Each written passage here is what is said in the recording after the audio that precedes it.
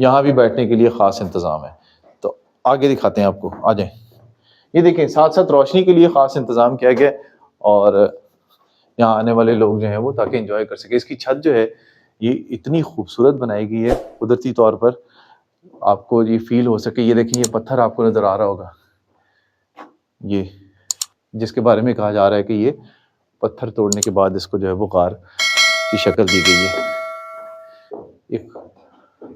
یہ دیکھیں یہ ایک راستہ ہے. وینٹیلیشن کا اتنا بہترین انتظام ہے کہ چاروں طرف سے ہوا کراس ہو رہی ہوتی ہے، اور ٹمپریچر سردیوں کے اندر اس کا گرم ہوتا ہے، اور گرمیوں کے اندر جو ہے وہ اگر باہر کا ٹمپریچر 50 ہے تو اندر کا ٹمپریچر آپ کو 18 سے 20 میں جو ہے وہ ملے گا. یہ ایک راستہ ہے اس غار کا